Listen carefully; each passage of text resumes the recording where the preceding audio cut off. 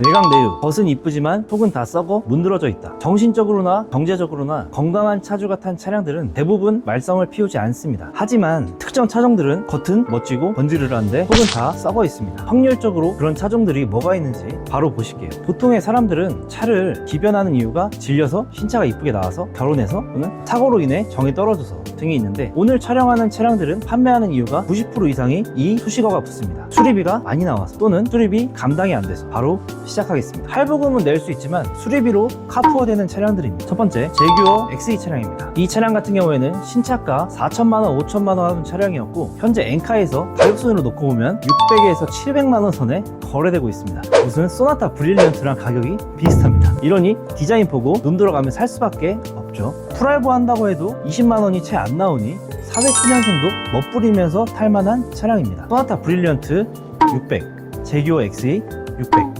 피디님 같으면 어떤 차 구매하실 건가요? 저라도 제규어를 살 것 같아요. 그쵸.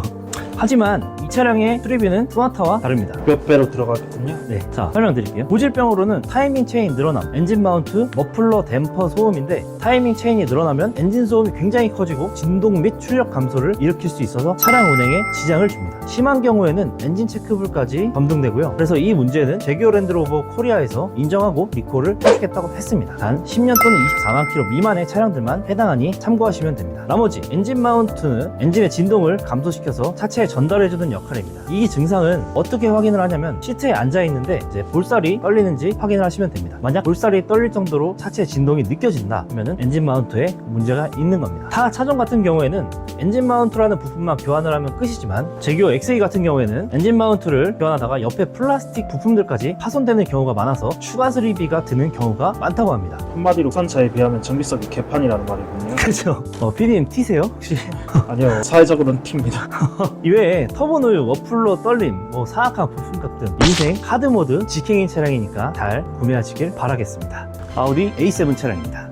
이 차량은 엔카의 최저가로 놓고 보면 무사고차 1000만원에도 살 수 있을 정도로 가격이 정말 많이 빠졌습니다. 신차가가 8천만원 하던 차량이 현재 1000만원이면 구매가 가능합니다. 1000만원이면 국산차 아반떼 AD 살 금액입니다. 아반떼 AD, 아우디 A7 뭐 사실 건가요? 누가 봐도 A7 아닙니다. 캐피탈에서 프라이브에서 차대금, 이전비, 수수료, 보험료, 여유자금까지 다 뽑아주니 딜러가 살살 꼬시면 눈알 바로 뒤집혀서 살 수밖에 없습니다. 그리고 A7의 고질병입니다. 정말 너무너무 많습니다. 타이밍 체인, 누유, 그리고 하체 소음, 그다음 DPF, 하나 고장나면은 엔진을 내려야 합니다. 그리고 시내 주행만 하는 사람들은 한 달에 한 번 카센터 가서 DPF 클리닝을 무조건 해줘야 되고, 아우디는 파워펌프 한번 터지거나 냉각수 오버히트 하면 그 자리에서 핸들 잠기고 시동 바로 꺼져서 전손 처리하는 차량들 많습니다. 하지만 1000만원에 A7 타는 사람들이 자차 보험까지 넣을 여력이 있을까요? 아니요. 보통은 책임보험만 넣고 탑니다. 그리고 겨울에 하체 소리 진짜 역겹습니다. 저는 에어 서스펜션이 들어간 A7을 탔는데 찌그덕찌그덕 소리 때문에 사람을 못 태웠습니다. 독일은 아시다시피 대한민국처럼 방지턱이 많이 없습니다. 좌회전, 우회전 신호 이렇게 많지 않고 시원시원하게 길이 뻗어 있습니다. 그러면 독일 같은 경우에는 가속 카메라도 많이 없을까요? 있긴 있지만 대한민국처럼 이렇게 많이 없습니다. 대한민국처럼 30, 50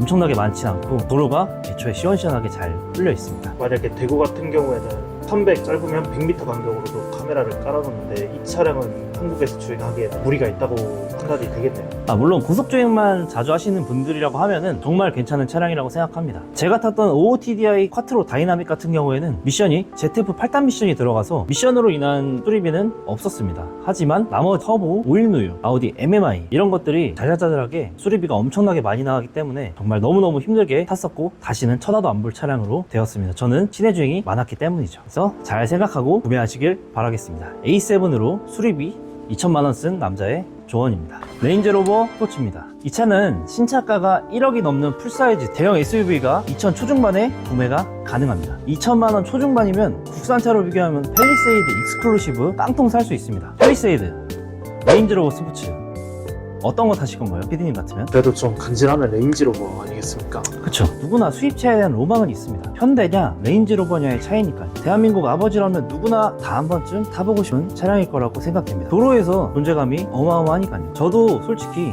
수리비 감안하더라도 타고 싶다라고 생각을 했습니다. 근데 유질병이 좀 많지 않나요? 많죠. 그래서 이 차량은 고질병을 전부 다 읊어드릴 필요는 없을 것 같고, 중요한 거 큼직큼직한 것만 말씀을 드릴게요. 이 차량이 도로에 돌아다니는 건 둘 중에 하나입니다. 센터를 들어갔다 갔다가 나오는 차라고 얘기를 할 정도로 이제 빛 좋은 개살구의 느낌입니다. 그리고 종합검사 시에도 굉장히 핫한 차량이에요. 배출가스 검사 도중 엔진이 깨지는 차량이 있다고 해서 검사 접수 자체를 거부하는 검사소도 있고 확인서와 동의서를 받는 것도 비일비재하다고 합니다. 그리고 고질병으로는 미션 체인지 레버, 기어 노브가 제대로 작동이 안 됩니다. 그래서 직접 미션 오버홀을 하는 미션집 사장님께 여쭤보았는데 미션 자체적인 문제가 있고 체인지 레버 자체 문제가 있다고 합니다. 앞으로 수리비의 범위는 커질 수밖에 없는데 보증 끝난 차량은 구매 비용에서 미션 수리 비용까지 최소 200만원에서 400만원까지 소요가 된다고 합니다. 그리고 냉각수 누수입니다. 냉각수는 엔진열을 식혀주는 역할을 합니다. 냉각수가 과도하게 누수되면 엔진열을 제대로 식혀주지 못하여 엔진이 손상됩니다. 잘 못 보고 구매하신다면